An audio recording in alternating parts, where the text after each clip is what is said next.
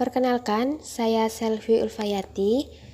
Jadi dalam video ini kami akan membahas langkah-langkah pembuatan tabel distribusi frekuensi dengan menggunakan Microsoft Excel. Yang tertera di sini merupakan data-data yang tersusun secara acak. Jadi, sebelum kita menghitung atau membuat tabel frekuensi, kita harus mengetahui banyaknya data terlebih dahulu.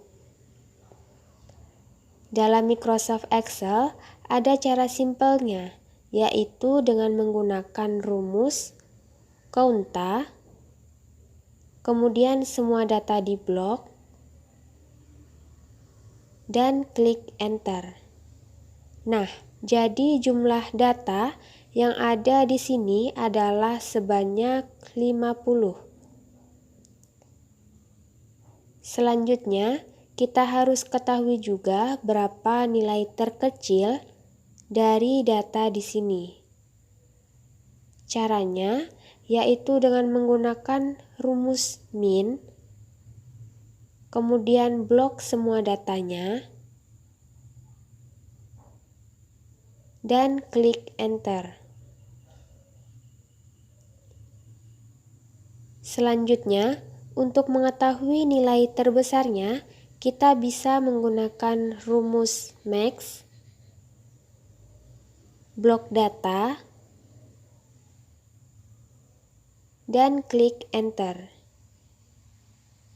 Nah, dengan menggunakan kedua rumus tadi, maka kita bisa melihat bahwa nilai terkecil yaitu 40 dan nilai terbesarnya adalah 95. Langkah selanjutnya, kita akan mencari range atau jangkauan dengan menggunakan rumus nilai terbesar dikurang nilai terkecil. Kemudian klik Enter. Setelah itu kita akan menghitung jumlah kelas dengan menggunakan rumus 1 plus 3,322 dikali log n. N-nya tadi adalah 50, kemudian di Enter. Kemudian kita akan menghitung panjang kelas, di mana rumusnya adalah range dibagi jumlah kelas, kemudian klik Enter. Nah, di sini kita sudah mendapatkan jumlah kelas dan panjang kelasnya. Kemudian, masing-masing kita bulatkan ke atas saja. Baik, saya Sala Apriani. Di sini saya akan melanjutkan penjelasan dari teman saya sebelumnya. Langkah selanjutnya, kita akan mencari intervalnya. Kita mulai dari data terkecil terlebih dahulu, yaitu 40. Kemudian, karena panjang kelasnya 8, maka rumus interval tepi atasnya adalah batas bawah tambah 8 kurang 1. Jadi, dapat hasil di sini 47. Cara pembuktiannya kita bisa hitung saja, ada beberapa angka antara 40 sampai 47. Sama dengan 40, 41, 42, 43, 44, 45, 46, dan 47. Sama dengan yaitu sebanyak 8, berarti sudah pas. Kemudian kita lanjut di bawahnya, 47 tambah 1 dapat 48. Untuk yang berikutnya juga sama seperti itu rumusnya. Nah, di sini kita sudah selesai membuat intervalnya. Baiklah, di sini saya Pradyastuti di Septening Room akan melanjutkan langkah berikutnya. Untuk penyajian data dalam bentuk frekuensi, intervalnya kita gabung menjadi satu. Rumusnya sama dengan concatenate Kemudian masukkan batas bawah 40, koma, kita buat pemisah, koma, 47, kemudian enter. Selanjutnya kita tarik ke bawah saja.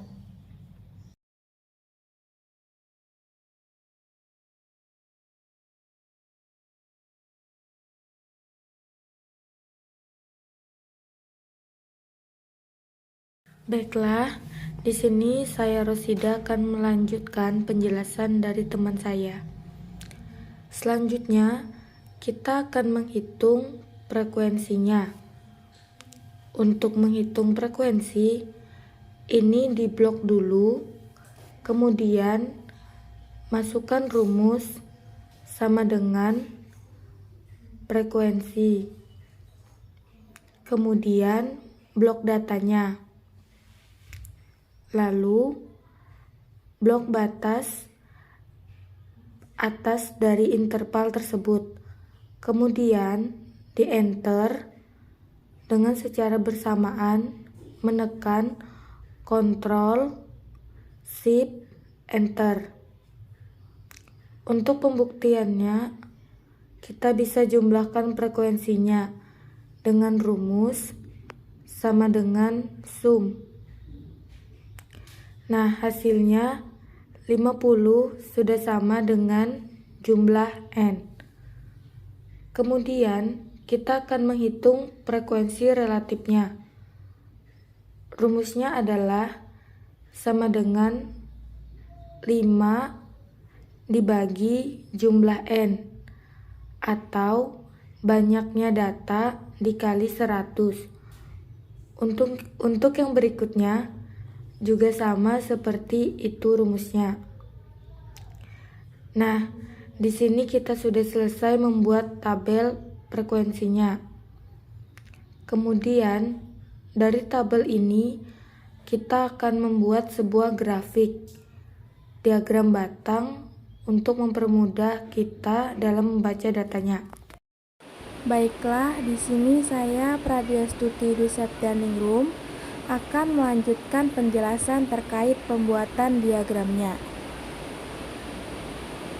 Pertama-tama, kita blok 2 kolom ini.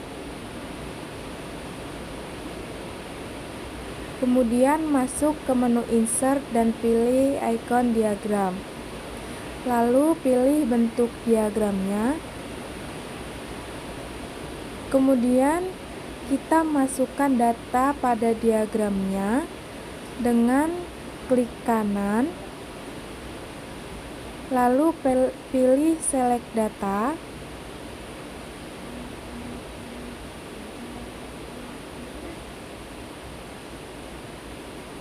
Kemudian tulisan frekuensi kita edit menjadi diagram nilai statistik supaya terlihat cantik.